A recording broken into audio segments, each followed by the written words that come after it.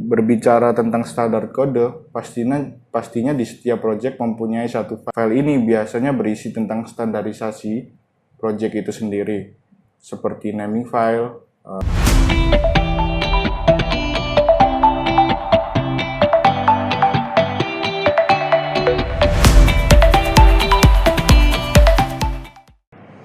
Selamat datang di Refactory Fundamental Room. Perkenalkan, nama saya Muhammad Gataf Lutfi. Jabatan saya sebagai software engineer di Refactory. Di sini saya akan membawakan materi tentang Git pull request dan menggunakan Refactory pull request template. Di sini saya awali dengan pengertian Git pull request. Pull request adalah suatu mekanisme permintaan untuk menggabungkan kode yang kita modifikasi dengan repositori utama atau repositori lain. Pull request memberitahu kontributor yang berkontribusi dengan kita tentang perubahan yang telah kita push ke suatu repositori. Setelah itu, kontributor yang berkolaborasi dengan kita dapat melakukan review perubahan kita dan juga bisa melakukan komentar diskusi tentang potensial modifikasi dari kode yang sebelumnya kita lakukan pull request.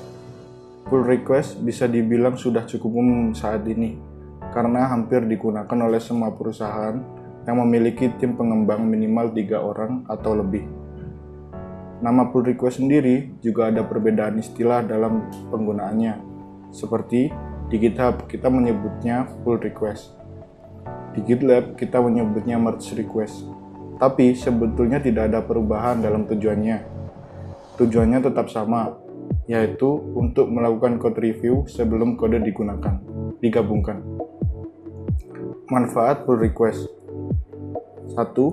Memastikan kode yang akan digabungkan sudah sesuai dengan standar dari project itu sendiri, seperti penamaan file dan folder, apakah dia menggunakan Camel Cache, Pascal Cache, dan lain-lain.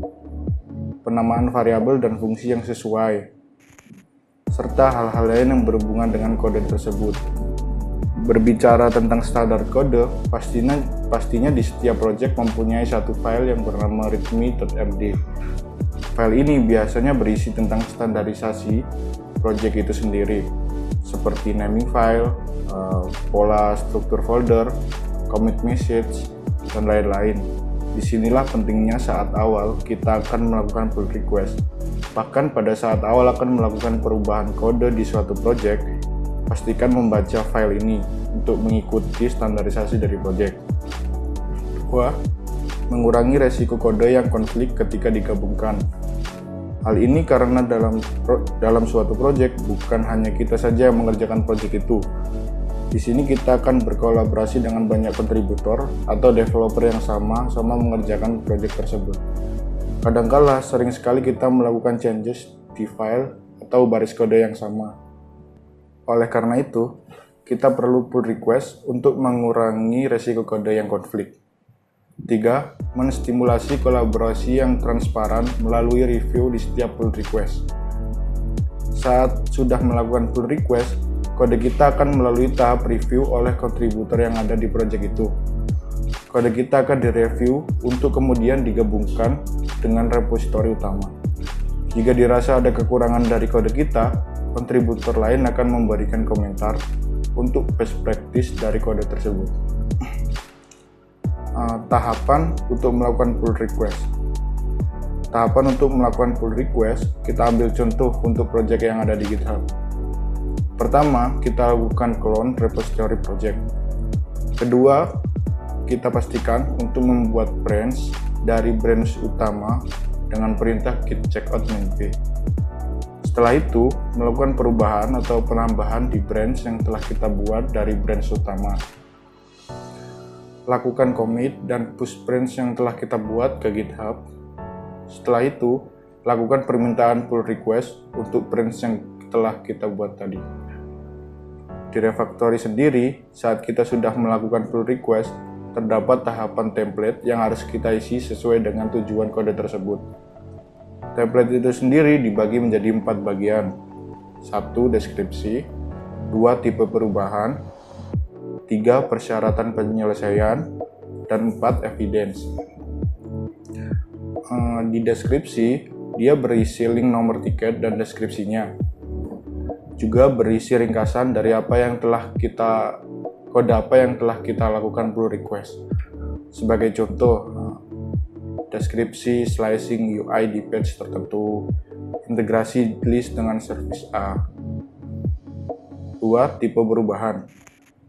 Berisi tipe perubahan dari kode yang telah kita lakukan pull request. 1. Tipe bug fix. Perubahan kecil untuk memperbaiki masalah. 2. Tipe fitur baru. Perubahan untuk penambahan fungsionalitas fitur. 3. Tipe refactor. Perubahan untuk enhancement kode yang ada sebelumnya dengan kode baru yang lebih best practice.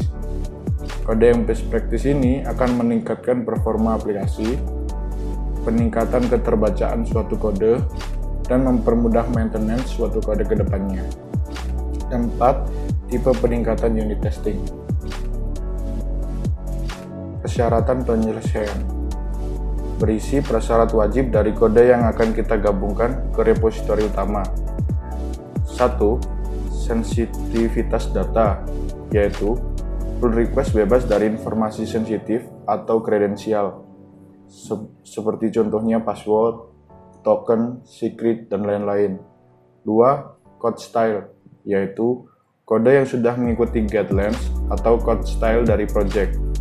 3. Self-review, yaitu kode yang sudah dilakukan PR, sudah dilakukan review terlebih dahulu oleh kita yang mengerjakan. 4. Documented changes, yaitu menambahkan komentar atau dokumentasi dari perubahan yang telah kita buat. 5. Misspelling changes, yaitu memeriksa kode dari kesalahan ejaan seperti typo. 5. Integration test, yaitu melakukan tes integrasi untuk memverifikasi semua fungsi berjalan tanpa adanya error. 6. Notify lead atau manager, yaitu melakukan pemberitahuan kepada lead atau manajer project tentang PR kita. Sekian informasi yang saya sampaikan. Terima kasih dan semoga bermanfaat.